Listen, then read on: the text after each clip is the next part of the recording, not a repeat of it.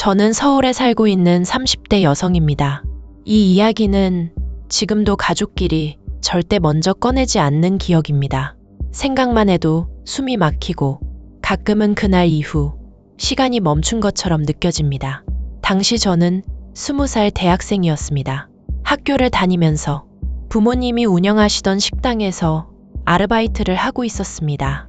그날도 평소처럼 일을 마치고 친구들과 시간을 보내다가 조금 늦은 시간에 집으로 돌아왔습니다. 현관문을 열고 들어갔을 때 거실 분위기가 평소와 조금 달랐습니다. 부모님과 사촌 오빠가 나란히 앉아 대화를 나누고 있었습니다. 오빠는 군제대 후 취직을 했고 회사와 집이 가깝다는 이유로 잠시 저희 집에서 지내기로 했다고 했습니다. 어릴 때는 자주 봤지만 오랜 시간 떨어져 지낸 탓에 이미 낯선 사람처럼 느껴지는 사이였습니다. 그래도 가족이라는 이유로 그날부터 함께 살게 됐습니다. 처음에는 모든 게 완벽해 보였습니다. 오빠는 집안일도 잘했고 요리도 능숙했습니다. 부모님은 오히려 집안 분위기가 더 좋아졌다고 말했습니다. 하지만 그 평온함은 오래가지 않았습니다. 어느 날 새벽, 잠이 얕은 저는 아주 작은 소리에 눈을 떴습니다. 문이 아주 천천히 열리는 소리였습니다. 눈을 뜨고도 한동안 움직이지 못했습니다. 문틈 사이로 사람의 그림자가 보였습니다. 그 사람은 사촌 오빠였습니다. 아무 말도 하지 않았습니다.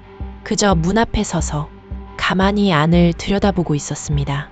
시간이 얼마나 흘렀는지 모릅니다. 그는 한참을 그렇게 서 있다가 아무 일도 없다는 듯 문을 닫고 나갔습니다.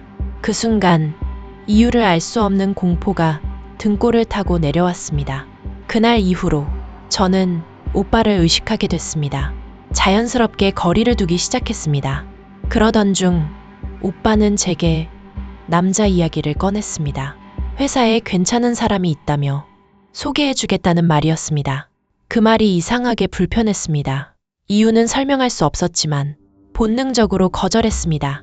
결국 참지 못하고 그날 새벽 일을 물어봤습니다. 오빠는 기억이 나지 않는다고 했습니다. 어릴 때부터 가끔 몽유병 증상이 있었다는 말도 덧붙였습니다. 그리고 미안하다고 했습니다. 그 말을 듣는 순간 제가 괜한 의심을 한 것 같다는 생각이 들었습니다. 오히려 죄책감이 들었습니다. 그래서 그때부터 일부러 더 잘해주려고 했습니다. 하지만 그 선택 역시 잘못된 판단이었습니다.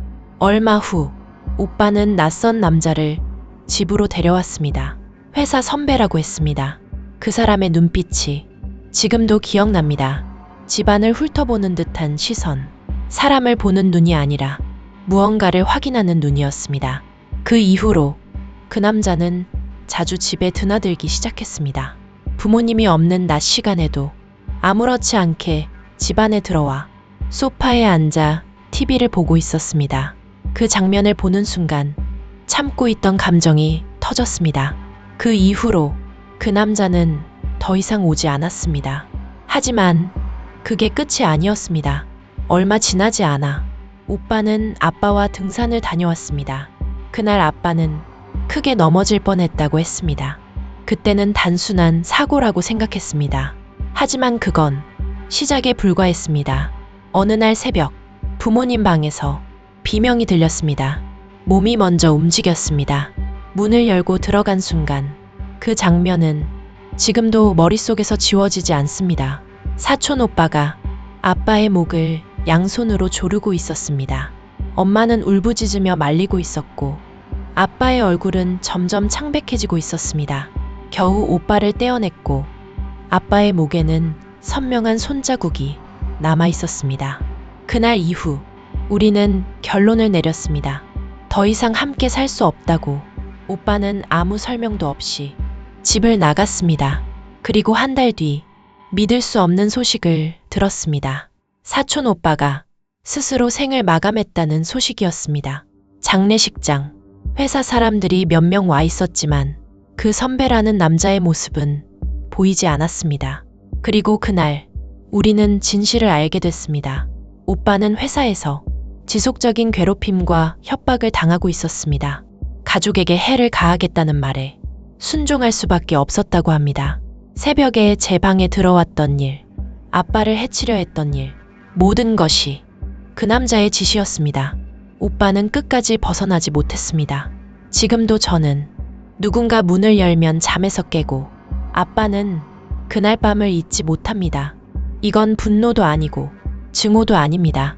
그저 설명할 수 없는 감정으로 남아 있습니다. 오빠를 그렇게 만든 사람들은 반드시 대가를 치르길 바랍니다. 그리고 오빠는 이제라도 편안해졌기를 바랍니다. 이 이야기가 현실이라는 게 믿기지 않는다면 그건 아직 이런 일을 겪어보지 않았기 때문일 겁니다. 영상이 인상 깊으셨다면 구독과 좋아요 부탁드립니다. 여러분의 선택이 이 채널을 계속 이어가게 만듭니다. 다음에는 더 현실적인 공포 이야기로 찾아오겠습니다.